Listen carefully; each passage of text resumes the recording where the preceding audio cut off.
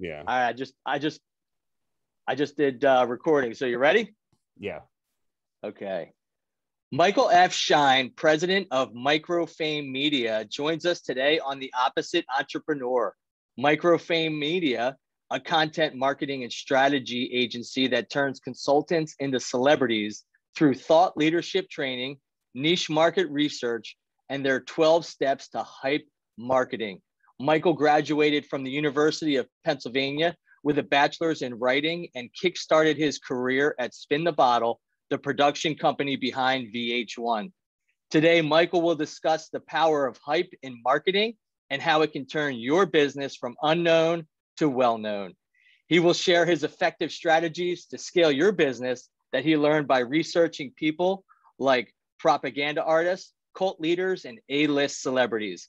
It's not your normal marketing conversation, but it sure will change the way you approach your personal brand or company's marketing. Welcome to The Opposite Entrepreneur, Michael. It's great to have you. Hey, Mike, it is really great to be here. I'm really excited for this. No, this is going to be a great day. And, you know, one of the things that I always enjoy when I start a podcast is starting out with a fun fact. And if anyone has an amazing story to share or a fun fact, it's you. I would love to know about you and Twitter. And did you have a battle with anyone on Twitter that's well known? And then if so, I mean, I would love to hear the story and the backdrop on it. Funny you should ask, Mike. Yeah. So yes, I had a notorious sort of run-in with Gary Vaynerchuk, who I'm assuming with your audience, he's on par with like Elvis and John Lennon. I know like my mother has no idea who he is. So hence microfame, right? Micro celebrity. We're in this internet age. But I would assume your listeners know who he is, right? Absolutely, 100%. Yeah. So, I mean, this is going back about 11 years now, I guess. And I had started a business a year before that I didn't even really think of as a business. I was a writer. Excuse me. I was a writer who had fallen into the corporate world and stayed there about 8 years longer than I had intended, to the point where I was a vice president at the end. But by the end, you know, I'd learned in the beginning some things, but at the end, I was pretty miserable. I really hated it. And I was very scared to leave because I was getting paid well, but I did. And what made me leave was that I saw this opportunity in writing.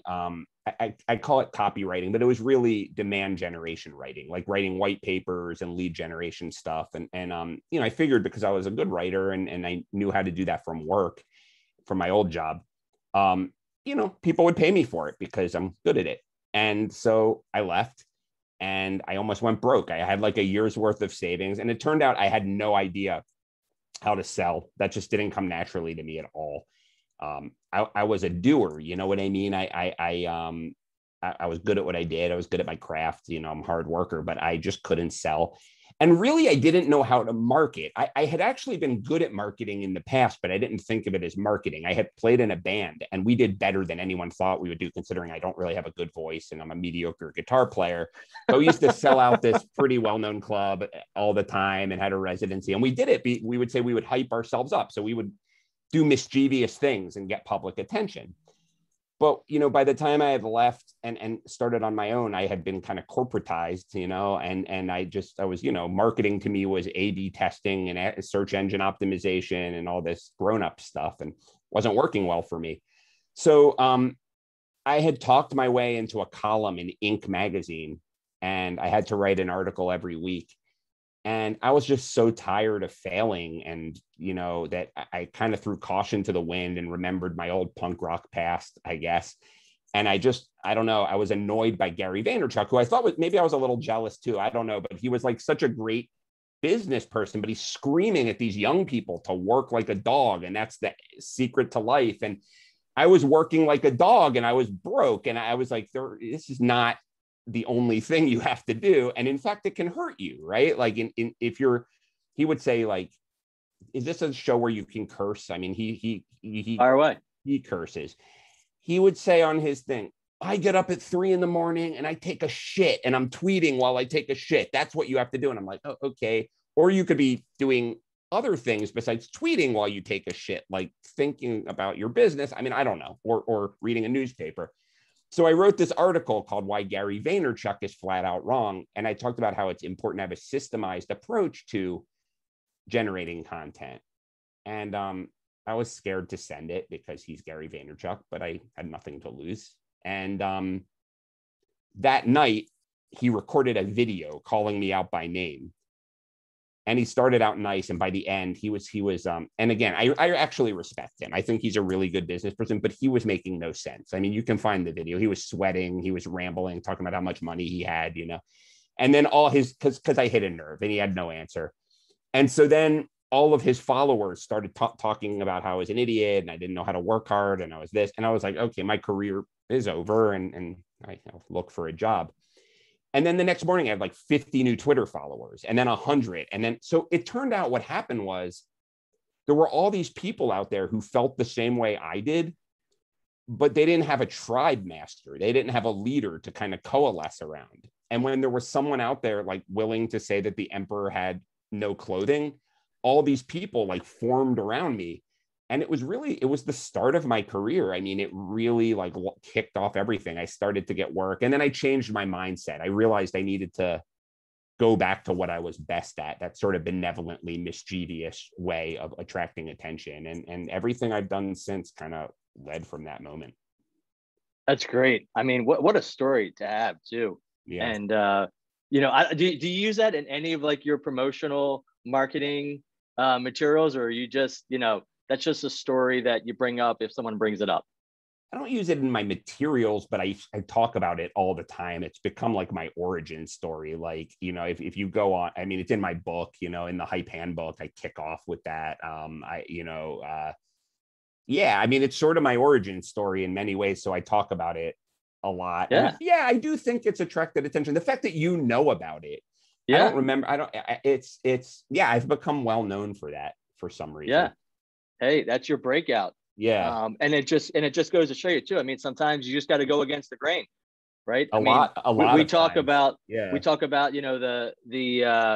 tagline for the show is watch the masses do the opposite. I think that's exactly what you did. So you went to UPenn. I do want to say, I want to chime in for 1 second. Away. I don't want people to think that this means being a troll. A lot of times people are really unsophisticated about this. They go out and they insult people or they just raise a ruckus to raise a ruckus. This is not what this is about. That actually can hurt you. What I'm talking about is if you really believe something, even if everyone else doesn't believe in it, you need to take a bold stand, So if you look at the article, I was extremely respectful of him. I didn't make fun of his whatever. I mean, looks. I think respect. Accent, I think respect whatever. is the key. Exactly. Absolutely, 100%. And it's great that you point that out too, because I think a lot of people lack emotional intelligence, especially on social media, right? Because they are, a lot of them are trolling and they just like to create controversy just for the sake of creating controversy, right? And don't respect people or do it in a respectful manner. Correct. And of course, if someone disrespects them, forget about that. How do you do that? But hey, what goes around comes around. So you went to UPenn to study English. Did you always write as a kid? And if so, what was your passion behind it? How come you always enjoyed it? I always wrote. I read really early. There's a lot of things I'm really bad at. My mom says that I talked before I walked. So I'm just like good with, I have that like linguistic sort of aptitude and I'm imaginative. And I guess those things came together. So I read really early. I was always reading, but not any like high literature. I read a lot of like movie adaptations and comic books and stuff like that. And whatever I could get my hands on. And then, it's funny. I remember, I think it was in first grade, we had this teacher who would do a special, she would come in once a week. Her name was Miss Waters. And it was a creative writing thing. This was a cool thing. They had it at my school. We would write stories. And mine, I remember everyone liked my stories. I wrote one called it was like WrestleMania 27. They're probably up to that now, but this was in like 1985 or something. And like Mr. T came in on a flying thing, you know, and everyone loved that. So yeah, I wanted to write novels. I mean, the last thing I ever wanted to do was be in business. You know, my dad was in business and he would sit around with his friends and I would hear like, you know, rates, mortgage, interest, you know, all the revenue, cash flow. It was like, there could be nothing more boring than this world. And I want to do anything but this. So that it's ironic.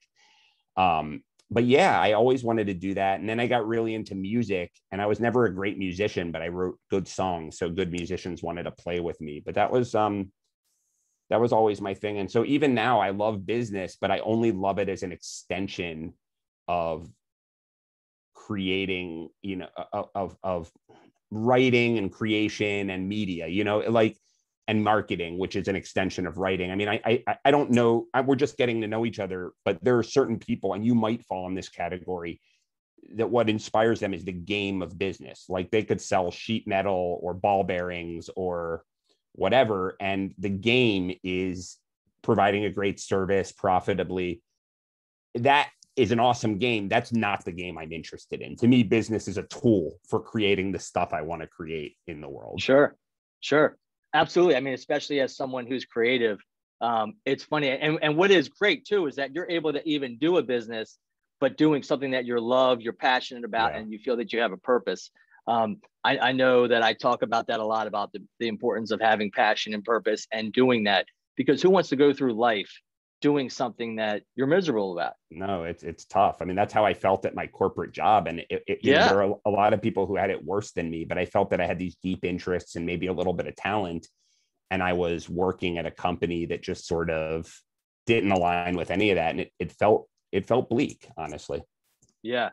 It's, you know, you when you don't have that sense of purpose, and then this can happen at any point in your life too. Even people that even after they retire, you know, they feel like they lose their sense of purpose, and it gets to be a challenge. But when you don't have that, you know, it just makes it hard to get up, to stay self-motivated, you know, to really want to make a difference. And you just don't want to go through life just punching a clock every day.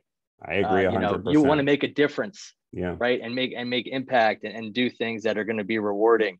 So you graduate UPenn. You went and worked for the production company Spin the Bottle at VH1. What was that experience like? And you know, how did that prepare you for your career, you know, going forward? Talking about this to you, who is a total go-getter, and I have a feeling has always been a go-getter, I'm embarrassed by this story because I'm like a machine now. You know, I get up at 5 a.m., not as good as you, not 3 a.m., but I get up at 5 a.m.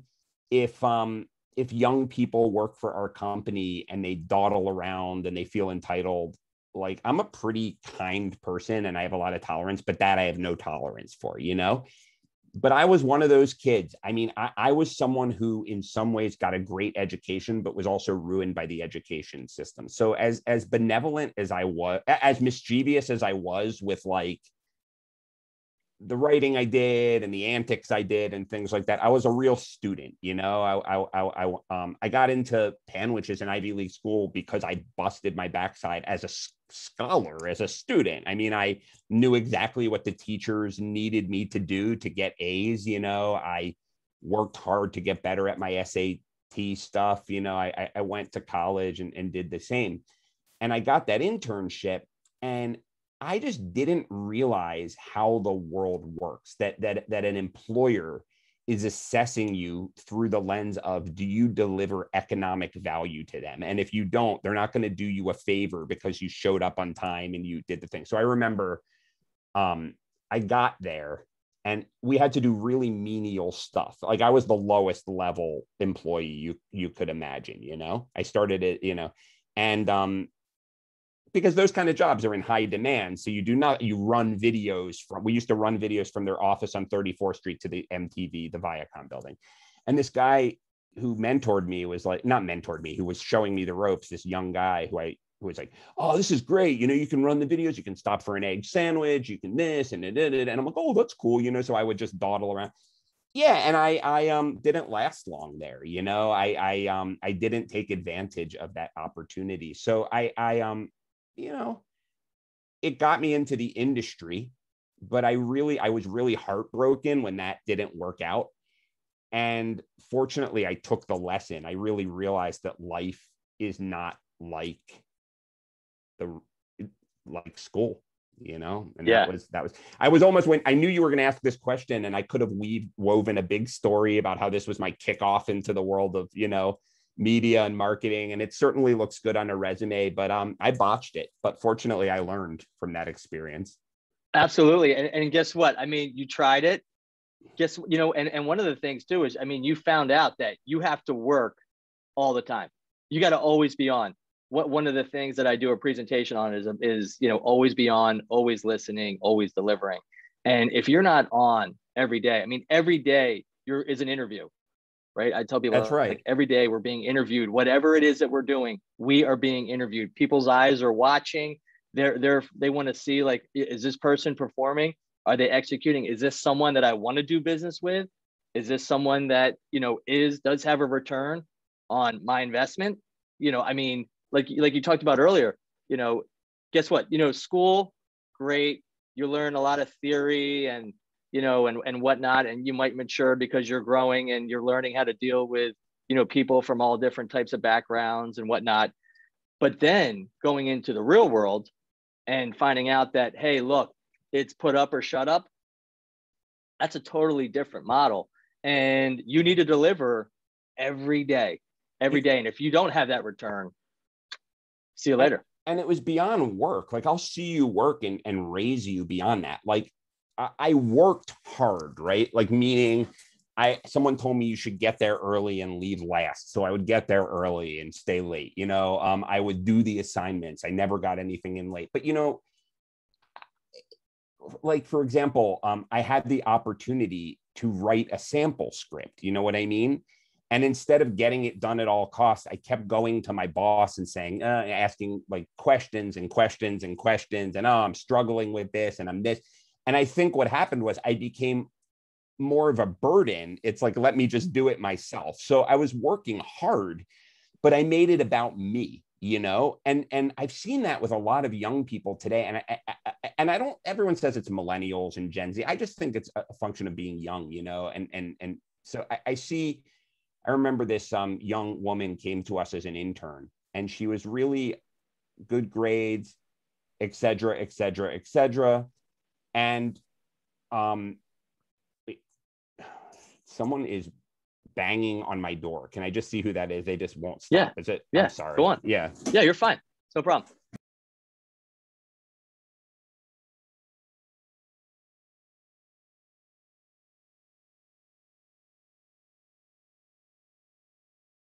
Sorry, Mike.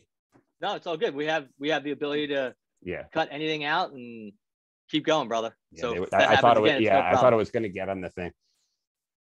I have start over if you want. Yeah. I have young people, this one young woman who shall remain nameless. She came to us as an intern, and it didn't work out because she had the resume, and she, in the beginning did the work well. But as soon as like we said we were going to pay her, she would like disappear and not return calls. And when we'd ask her, classwork just got really hard. We're in a hard period, and this and that and the other. And she would promise to do things and eventually get to them and not get to them. And I eventually wrote an email to her, firm, but respectful.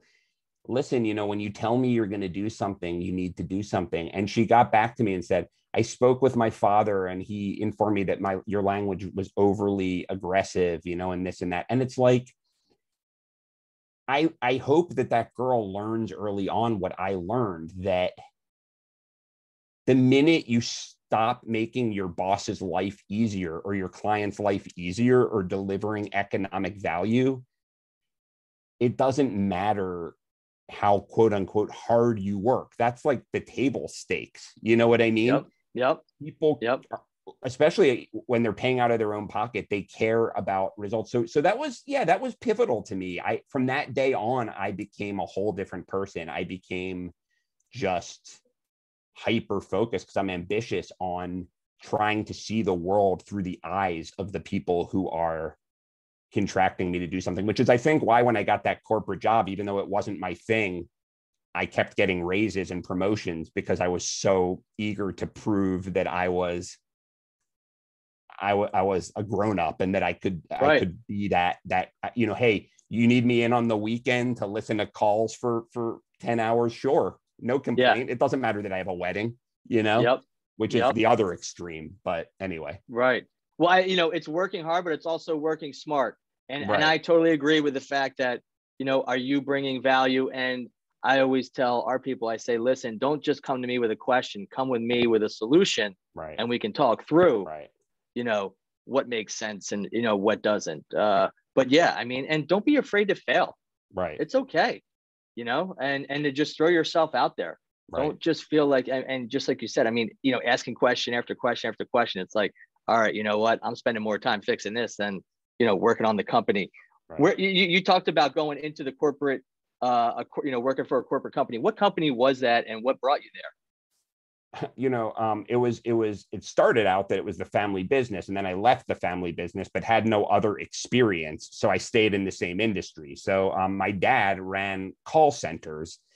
And after the pop-up video thing, I just worked various jobs and played in a band. And our band, as I said, did pretty well, but I couldn't make a living at it. And it broke up. And I was really depressed about that. I mean, I worked really hard at that, with the arrogance of youth, I thought I was going to change rock and roll. And, anyway, I went home with my tail between my legs. I was in bad shape. And my dad was like, I'll give you a job. And I started to, and the first thing, I started to work in this call center industry, do well there, but just working with family was really, really hard for me. My father's a pretty intense guy, and it was just hurting the relationship. So I moved on. But the thing with the call center industry, which is what it was, is that it's really incestuous. Like if you're in that world, someone will go and work for the client and then work for the company and then work for the outsourcer. So I had no other experience. So I went to another company that did the same thing, and I knew the business and I knew how to work hard, and I started to do well there. But it was just a field that I didn't care about, and that I was just doing because I was like, okay, I tried the rock and roll thing. It's time to get serious. And I did. It turned me into an adult. I learned how to be a real pro there. Mm-hmm. And I learned what money meant and how to manage it and how bottom line matters and how customer service matters. But at a certain point, I was there out of fear because I was like, what else am I going to do? And that's not a great reason to stick with it. Me. Right. What was your position at that time? At the end of the last company I was at, I was called a VP of Solution Development, which I don't know what that means. But what I really did was I essentially worked in scripting. So, it's not outbound sales, it's customer service. So we would answer the phones for large corporations, but you need to provide interactive scripts for the agents to use. And I think they picked up on my writing ability, and I was good with people. And I was actually really good at flying out to the sites and interacting with the agents and being a liaison to the corporate. So I'd go down there, I'd write the scripts, I would test them, I would train them, then I would go back. And by the very end, I reported directly to the CMO because I kind of started their first content marketing program. People were starting to use white papers to sell like big ticket services. And I had read about that. And I talked to Jerry, who was the CMO, who was a great, Jerry Green. She was great. She treated me really well and was really smart. And I said, we should try this thing. We sell a complicated service. So that did well. And I started making money for the company. So they promoted me. That's great. Now, what was your, with 3 strategies? Was there like 3 top strategies that you had for, these campaigns that you would put together that you would always continue to incorporate? There was kind of like a foundation. It wasn't exactly like that. The reason that my skill set didn't translate well when I went on my own is because the call center business is really an old school business. Like the deals are very, very big.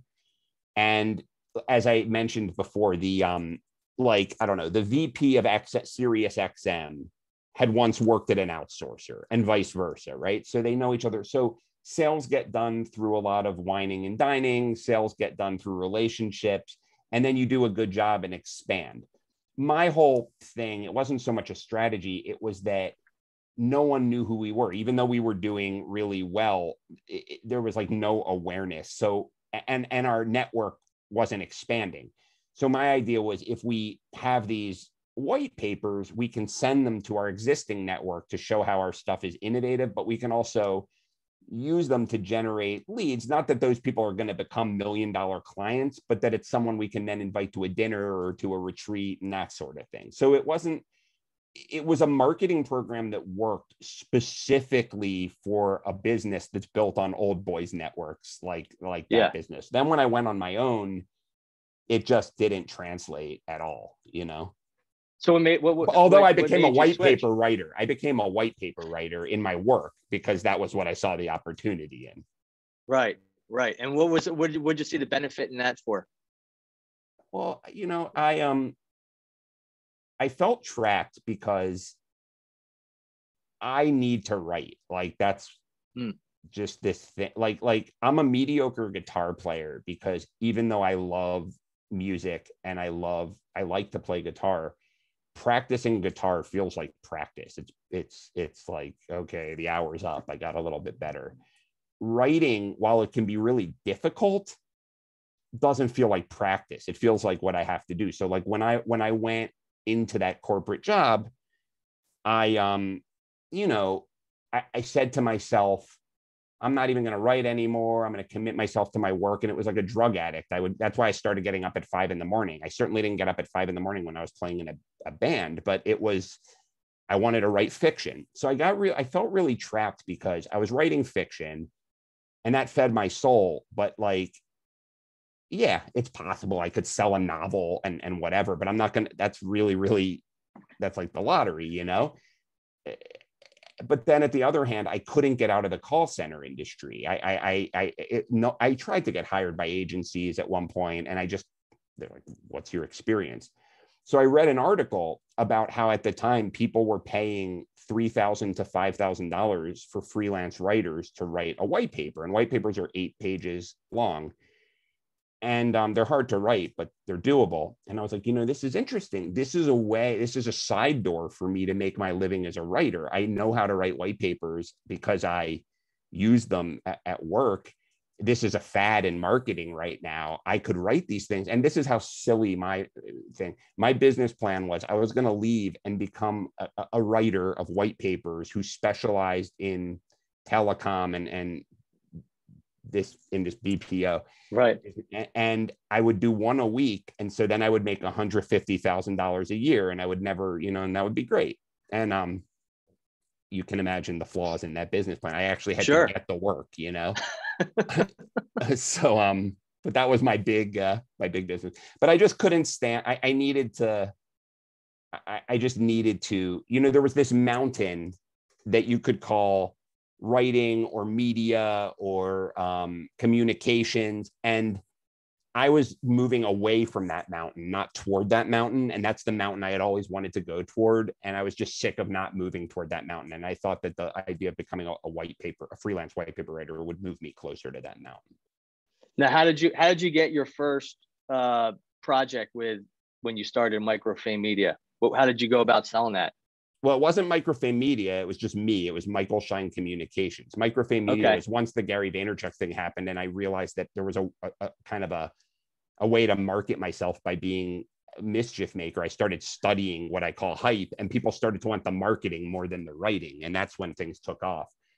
But in the beginning, it was really, kind of will. I mean, when I truly decided once and for all that I was going to quit, there were a few things that made me really decide I needed to leave.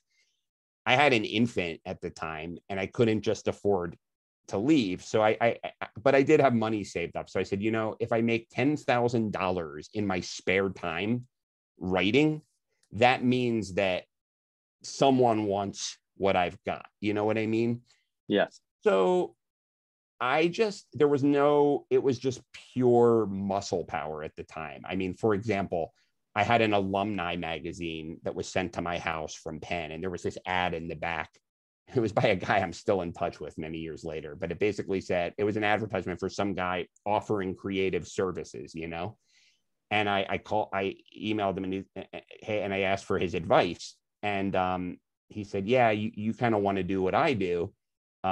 he's like, this ad didn't make me any money, but I'm happy that I met you. And he critiqued my website, but he saw that my website was written well. So then he offloaded some work onto me, I did a really good job. And then he eventually was made project head of Magento when they started a marketing department. So I became like the lead. I created the entire case study template and all of the original case studies for Magento. So that's one example. My sister worked at a company called Sear Interactive in Philadelphia. That she was the 5th employee. They're up to like 150 employees. This guy, Will Reynolds. And my sister had one of my white papers and went up to Will and said, I know you're looking for good writers. And he liked it. So he hired me to write their web copy and paid me $200, which is like ridiculous, But I had no portfolio. So I took the work and he liked it. So then he paid me more the next time. And then he recommended me to people. So it was just it's the opposite of what I would do now. But it's also why I didn't have a sustainable business. It was like up and down and up and down. Yeah. Now, what would you say to yourself back then? Today, what would you tell yourself back then on how you would approach it?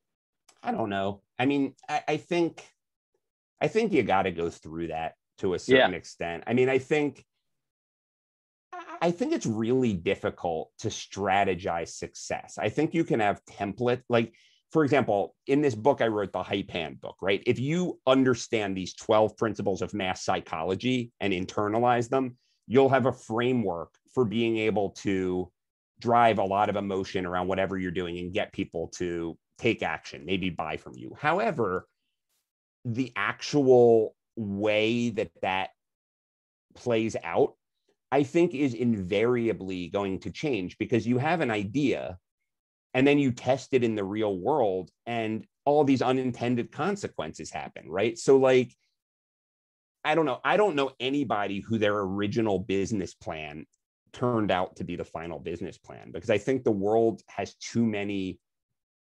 a big laboratory, So I don't know what else I would have done. I mean, I learned accounting on my own. I mean, I don't know. I did what I needed to do. It just was a slog. Yeah, I think it's important to learn from the ground up because that way, no one's gonna be able to pull the wool over you because pretty much every aspect of the business. That's right. I started out as a laborer, just shoveling dirt, and then, got to the point where I was able to own my own construction company, and sell and manage all the things that you're talking about, the finances, marketing, managing all that kind of stuff. But that's a great point because I wrote a lot of these like blog posts for like no money, right? So now I often have to hire writers and I'll get these people who call themselves writers and they're trying to pull the wool over people's eyes, these content mill people who generate online writing just because people think they need content. And I'm like,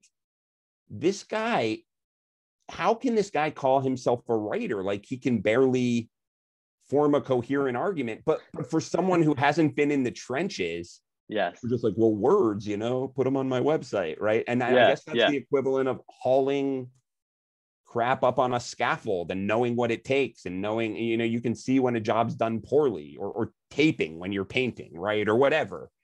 100%. Couldn't agree more. So the Hype Handbook, when did that come out? It actually only came out about a couple of months ago in January. That was the release date. Okay. And what was the inspiration behind it? And tell us about it.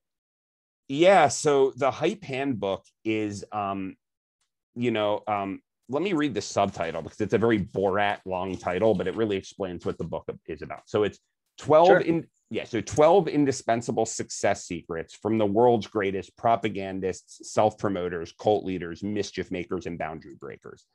So basically, after that Gary Vaynerchuk thing happened, I started to change my orientation with the business. And I was like, I'm going to really look at people who are actually good marketers because we talk about this thing called marketing as if it's something different than it is. You'll talk to these marketers and it's like, well, I set up the HubSpot and the A/B testing, and you're like, well, okay, for what purpose? And it's like marketing should be about getting people to take an action, probably an action that gets them to open their wallet.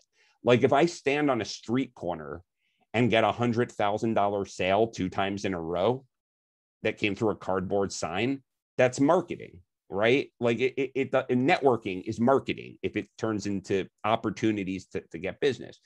And so what I said to myself is, look, I tried all this technical stuff, and those are great tools, right? Just like a miter saw is a tool. But people built cathedrals with like rocks on sticks, like a hammer that, you see medieval hammers, they're like, ridiculous. But the tools got better, but building, I don't know, symmetry and engineering principles and beauty, those things are ancient. And it's the same with, that's why I don't call it marketing, I call it hype. There are principles of group psychology. Groups of human beings behave differently than they do as individuals, and individuals don't see the world rationally for a variety of reasons.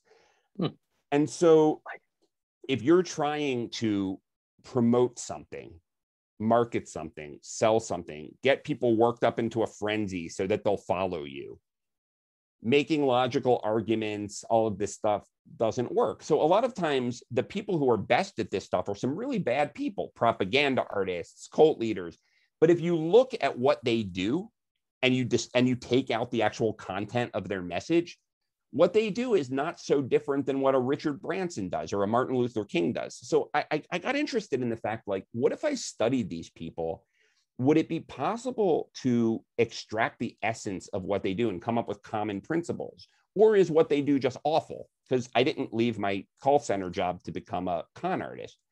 So I set up these rules. If I'm never deceptive, and if I'm always trying to make the world a better place or people better than when I left them, what are the mass psychology principles from wherever I can find them? And are there through lines or there themes? And it turns out you just see the same principles of mass, of what I call hype, of getting people emotional so that they'll take an action that you want them to take over and over and over again. Like, for example, there's one chapter in the book where I show that the same principle used by the worst person in the book, Charles Manson, is used by Warren Buffett. But to do totally different things. I mean, as far as, Warren Buffett, I think most people would think is a relatively decent person, Sure. and Yeah. Charles Manson is a relatively horrendous person, but they use this principle that's very similar. So, I guess that was an inspiration to learn as much as I could and then teach it to people. And I guess the other inspiration was, with all the nonsense going on social media now, it really bothered me that a lot of really scummy people and a lot of people who really don't have much value to what they sell are really good at getting large numbers of people to open their wallets and open their hearts. And those people tend to come to it more naturally. So I wanted to put these tools in the hands of the good guys. That was really important to me. No, I think that's fantastic and so true. And, the good guys don't always finish last. No, but they have to open their minds a little bit. That's the problem, right? That's where we sometimes see the problems. But that's where you got to be creative and, come up to the line, maybe not necessarily go over it, but come up to it at least. And, test and measure. Test and measure. Yeah, exactly. Find out, what works, what doesn't work. But you got to figure out, throw things out up against the wall. That's right. When you talked about the principle, what was that one principle that was similar, with Warren Buffett, that he carries? So, basically both Charles Manson and Warren Buffett were star students of the Dale Carnegie method. So, which is this idea of make the other fellow feel the idea is his. I call the strategy, give the babies their milk before you give them their meat. You have to ease people into things to get them to accept big changes.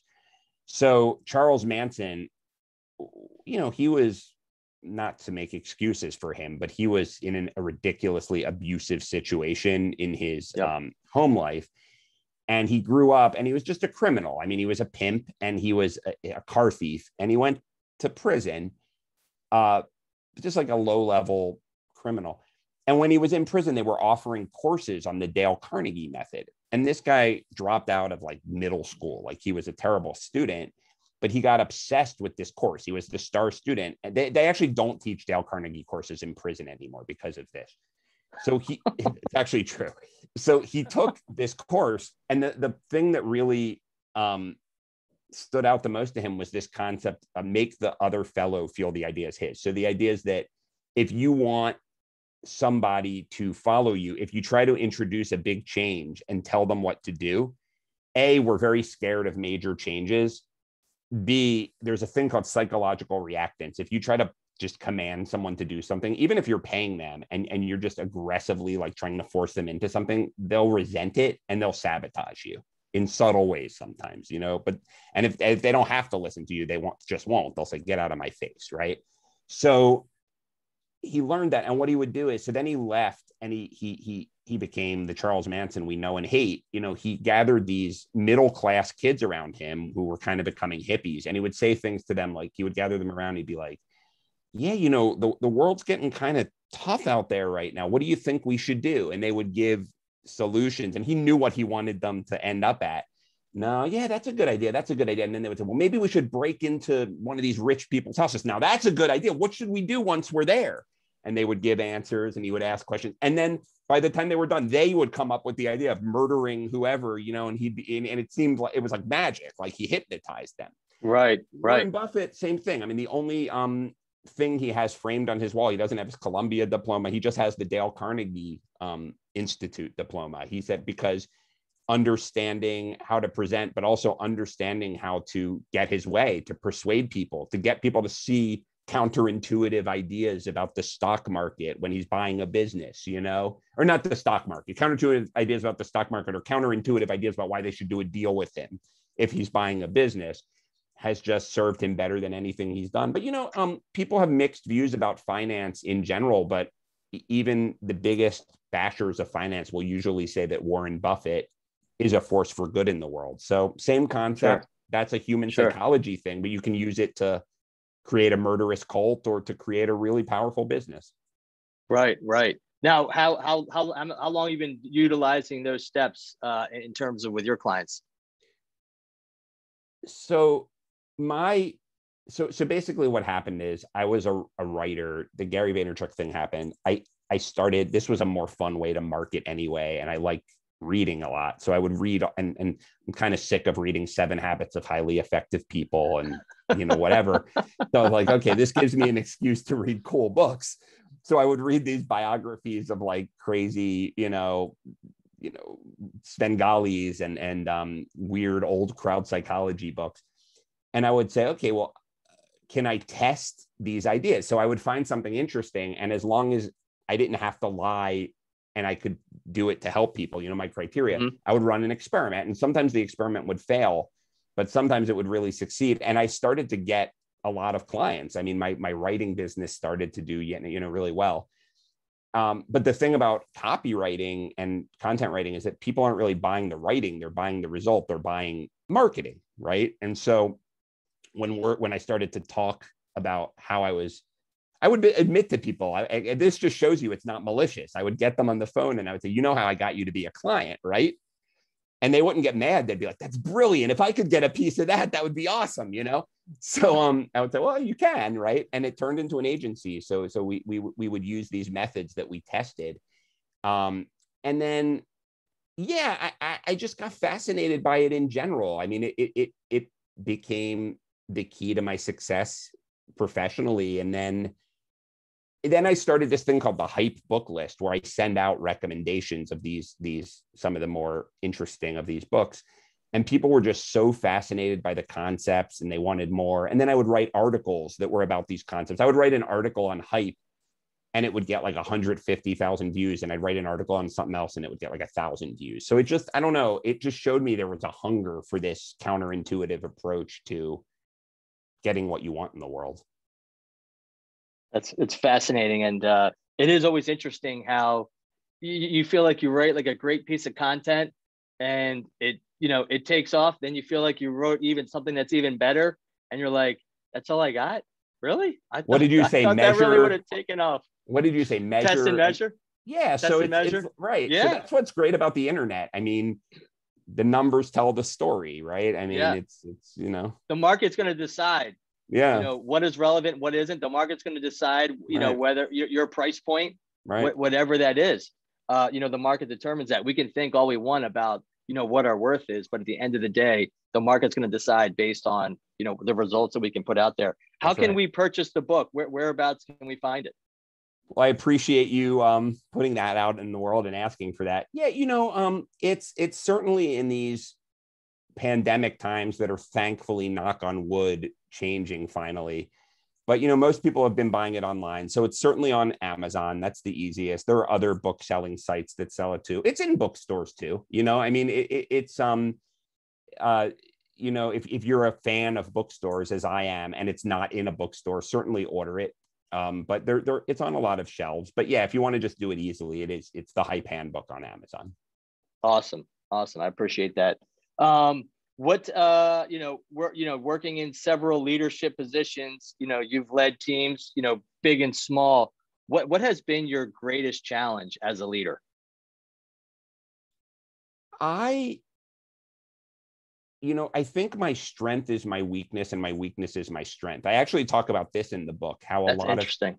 I feel like even, if you look at these characters like Andy Warhol, who were great hype artists, they took all of their weaknesses and turned them into public facing strengths. So like he was balding, so he put a silver wig on his head, which became his trademark, instead of just trying to cover it up somehow. So I would say that one of my biggest strengths is that I'm really, not everybody, but more than maybe most, people tend to warm up to me pretty easily. I'm really interested in people's stories. So it hasn't been uncommon, and I don't do this in a Machiavellian way. It's just how I am, where like a really powerful person will like take me under their wing, and mentor me and that kind of thing. I think the downside of that is that I become friends with people I work with, which leads me to overlook, maybe I don't fire them quickly enough. I think sometimes I fall into that trap of blurring the personal and the professional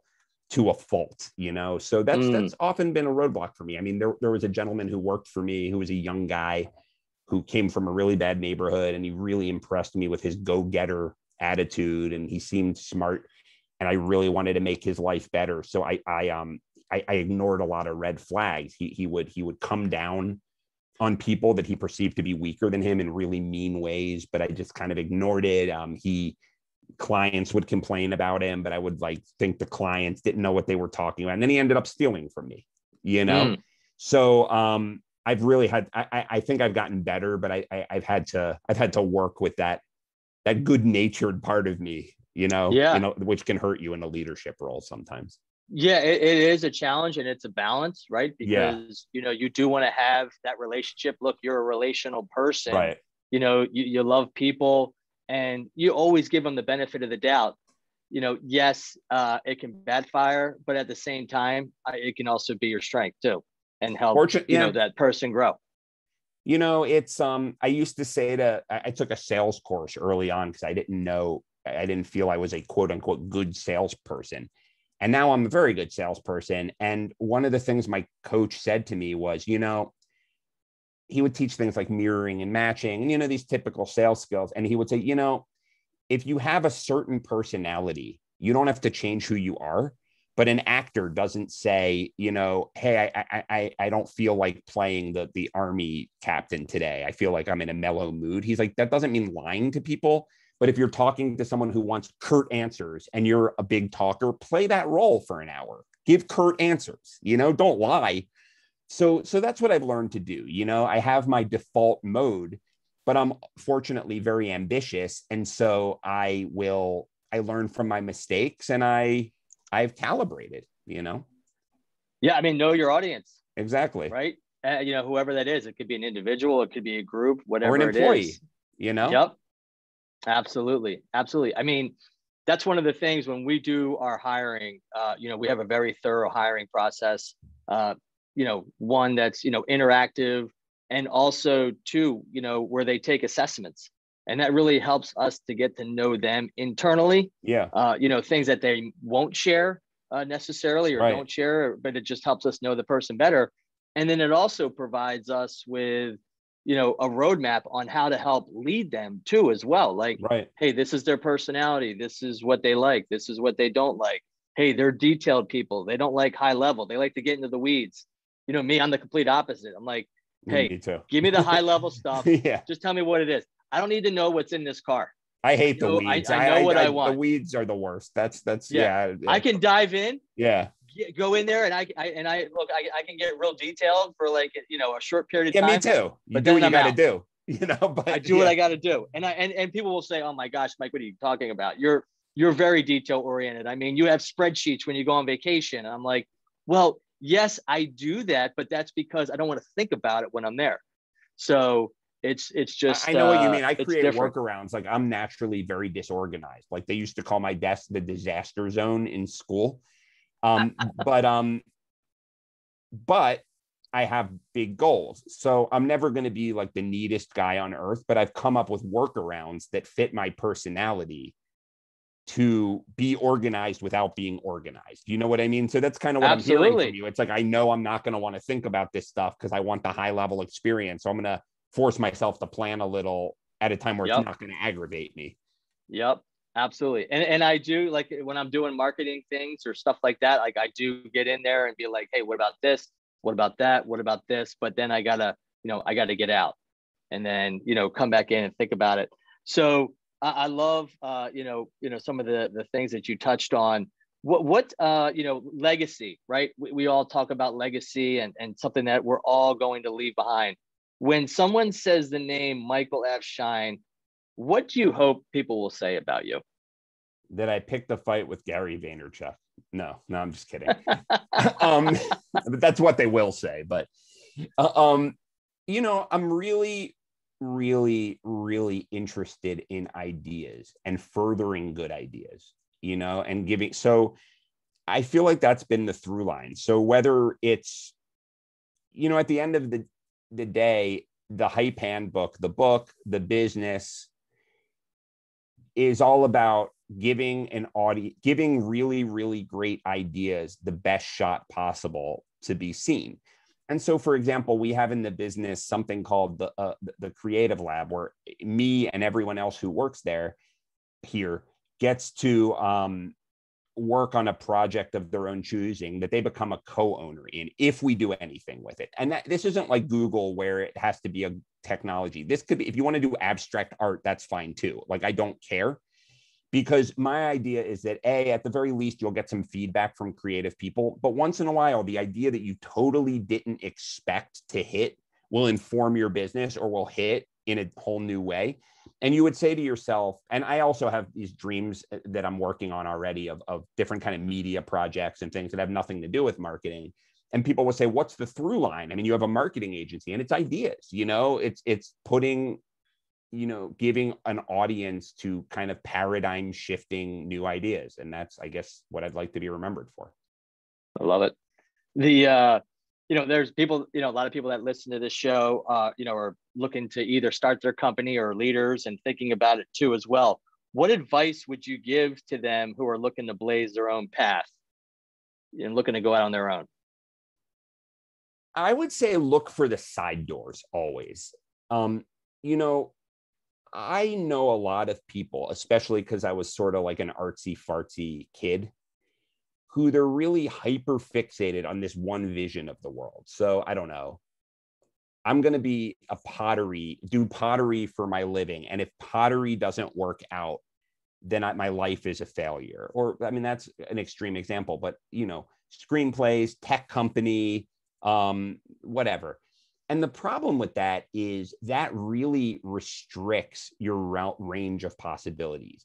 While it's great to be focused, if you're like, I'll see these people who like, I need to be a novelist. And then someone will say, hey, we have someone you can talk to who has an opening in a TV room. Oh, yeah, but I'm working on my novel. Hey, there's this really cool, opportunity to work on commercials. My best friend, I know, I'll get to it once I'm done with my novel. And then they're 55 years old and they've stepped over piles of diamonds 25 times, right? For things they would have loved doing and that could have led them to their novel because, they're in that same world. So I would say that really be like a hunter, widen your gaze a little bit. Look for, like I said before, there's a mountain out there that's sort of your broad goal. And there are just a million paths to getting there. I mean, whoever would have thought that, listen, I wrote a book now. That's what I wanted to do in the beginning. And it's not just a business book. I poured my heart and soul into it. There's like all of my interests are in this book. I tell stories. A lot of people said it read like a fiction book. So none of those experiences were wasted. And I got to this opportunity, this honor to write this book because of my white paper business. Yeah. Ultimately. Yeah. And I couldn't agree more about people that are looking to blaze their own path, taking that approach. And guess what? And you can do it in baby steps too, as well. You don't have to just go out there, get that side hustle going, but get it going and be a hunter and a doer. 100%. Right? Don't just be talking about it. Right? You got to execute. I mean, without execution, it's just a dream. Nothing. I guess that's another thing idea. I would say. I mean, I was really scared to leave my job, and I had a mental block because I didn't want to fail again, because I took the failure of my band for whatever reason hard. Looking back, I mean, most people fail at a band, but whatever. And so I didn't want to go back there. And people would say to me, one person in particular, send out one resume. And I wouldn't do it.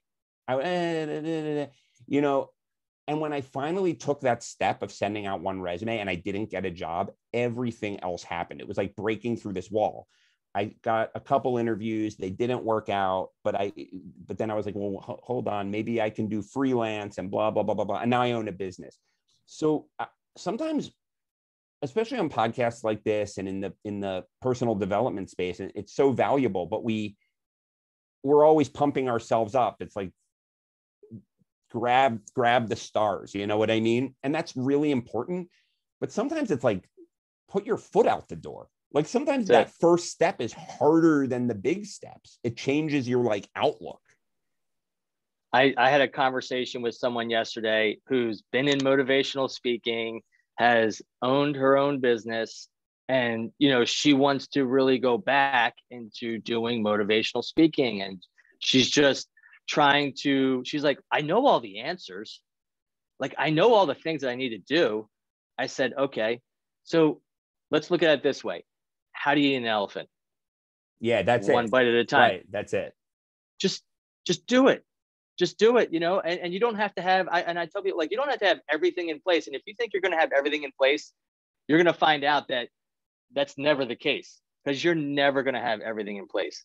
Look, it's a constant, growing. It's a living organism. I talk about all my businesses. I mean, guess what? Where we started, we're a completely different company than where we were before. That's it. And our approach. And I think sometimes it's good to play mind games. It's back to that milk before meat principle, right? Like this morning.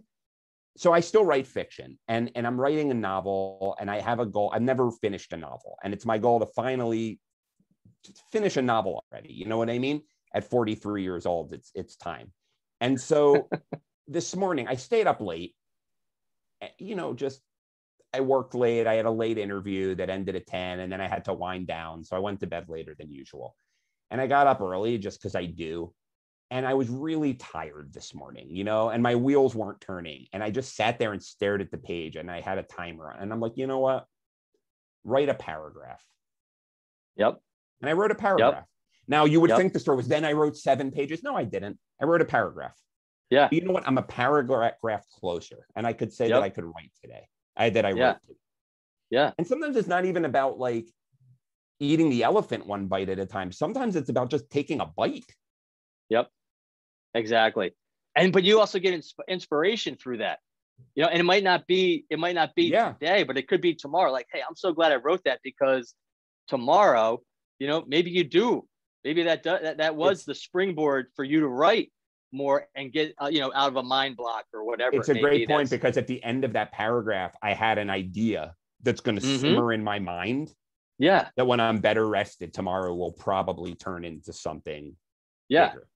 Yeah. Well, I also tell people, like, hey, look, I like to work out. It's very important, taking care of myself physically. I say, look, do I want to be at the gym all the time? Absolutely not. Hey, guess what? Am I going to max out every day? No. Right. But if I go, at least I'm just staying engaged and connecting, and just, guess what? Today's it's an off day.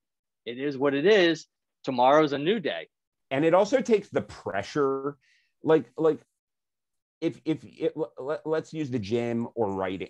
You know, I finally got time to work out, so I better get the awesomest workout in ever. I got to bench like crazy. I got to work out for an hour and a half. My legs better be jelly by the time I leave, or I wasted my time, you know?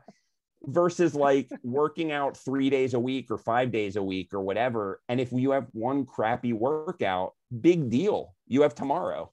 Right. It's an Exactly. accumulated thing, you know? Exactly. But you're staying consistent, you know, and you're doing the things that are going to benefit you regardless. And guess what? Maybe you run into someone at the gym. Maybe you inspire someone. No Who doubt. knows? You know, there's so many more things that you can accomplish just by I'd doing take that. a martial art called Wing Chun, and my Sifu, my teacher, and I'm not, you know, I'm relatively new at it, but I really like it. And basically, this martial art is unique because it's only got 4 forms. Like in karate, there's like 300 forms or something. And the whole thing is that you just practice these forms and repeat them, and drills too, over and over and over and over. And sometimes I'll overthink it. I'll be like, oh, should I shift like this? She's like, you know, I showed you how to do it. She's like, do it. You're going to get better through repetition. I don't want you thinking about it, you know? And I'll have certain days where my body's all, I can just tell I'm crooked and I'm this, but you're still that muscle memory. You're learning. That's the process of learning, doing it badly. Look at a baby trying to walk. They don't analyze. They get up, they fall 700 times. It's a cliche, but it's true. I mean, they fall on their face a million times, and they just keep going. They do it and badly, it's easy to badly, stay down. badly. Right? It's easy to stay down. It's easy not to show up at the gym. It's easy not to write. It's a lot harder to do it, and who knows what comes of it. So I always love to just, you know, share takeaways, you know, towards the end of a podcast, and, you know, just, you know, obviously dropping a lot of content today. And I really appreciate you sharing that. Oh, yeah. You know, It's a great defining marketing is getting people to take action. Absolutely 100%. And, you know, talking about the Dale Carnegie method, you know, make other people, you know, follow you by thinking it's their idea. Absolutely love that. And then, you know, mixing the personal with the business, you know, can sometimes be a challenge as a leader, right? So, you know, trying to find that balance. And then, you know, from sales perspective, you got to know your audience, right? Know your audience, know how to communicate, you know, in order to give yourself the best opportunity to potentially close a deal. And then, you know, just from, you know, your legacy is, you know, just, I love it how you said, just interested in people having ideas and then furthering their ideas. You know what? It's just about people, right? And listening and just letting them know that everyone has a voice. What a great legacy to leave. And plus, like, don't you think ideas make the world go round, right? Like all these things, this Zoom thing that we're talking on that changed the world this year. Yeah. Some person was sitting around one day daydreaming and came up with an idea that maybe this thing could happen. Made it up. Yeah. Oh, it's amazing. So it's brilliant. Yeah. It's brilliant that people thought of that, and how now interconnected that we are. Everything. This table. Someone thought of taking a piece of granite out of the ground and turning it into something I can put my papers on. We can go on and on. Yeah. On. All the different things that were created, pens, phones. I mean, who would have ever thought that a cell phone, you can basically create a multi-million-dollar business just on a cell phone? It's a computer, you can run one. Though. It's amazing. It's a computer. I mean, you could do whatever you want. You can just start a company anywhere. You can do video. You can, you know, you have all the different access to apps and you name it. It's impressive. So as you know, I shared earlier, you know, the tagline of the podcast is watching the masses doing the opposite. What does that look like to you? Watching the masses doing the opposite and do the opposite. Yeah. Yep. Well, yeah, you asked me earlier why I wrote this book, and I gave you an answer, but there was another answer. I would see gurus, right? And, you know, Gary Vaynerchuk's one, but Tony Robbins, Simon Sinek, I mean, name the gurus, right? Who all have great stuff to teach. But it occurred to me that I would see people following their advice to the letter, the masses, you know, an arena full of people will follow everything Tony Robbins said. And very few of them are millionaires. But Tony Robbins is a millionaire. And I started to analyze, and I would say, you know, Tony Robbins doesn't practice what he preaches. He does things that get people into an exalted state, which get them worked up and have them pay money. He bombards them with lights and sounds. He portrays himself as a superhuman by speaking 10 hours at a stretch. He has people walk over hot coals. He has his justification, but religions do that. It's a way to inject a little discomfort into the good experience. So I started to say, you know, where people would really go do better is stop following the advice of these gurus and start following what they do and applying it to what you do. So instead of using Tony Robbins' 7-step plan or whatever, which might be great, I don't know, think about how he uses theatricality to get people to buy from him and then apply it to your own world. And I think that's, you know, the masses are the people who buy the products and follow the advice. And there's good stuff in that, but they're still the masses. But the people who stand out are the people who are getting them to buy the products. And that's who you should be looking at. Absolutely. They're the differentiators. They're the ones that are doing something that others aren't. Yeah. Completely agree. How can our listeners connect with you further? Yeah, there are a couple ways other than buying the book. You know, my company's MicroFameMedia.com. My website is Schein, Schein.com. If you want to get those book recommendations that I talked about, that's at hypereads.com. And that's also a good way to get in touch with me because those come out of my email account. And if you respond to one of the newsletters, I'll write back to you. I'm definitely going to be connecting with that because I enjoy reading, and I can tell that your books are definitely going to be ones that are going to help me think outside the box. No, thanks. And you know, things definitely a little differently, and definitely you know, your book, the Hype Book, would love to get it. I want to order it, and would love for you to sign it if you wouldn't mind doing that. It'd be my pleasure. Yeah, of course. That'd be awesome. I really appreciate it. So, Michael, thank you so much for joining us on The Opposite Entrepreneur today. You were an amazing guest.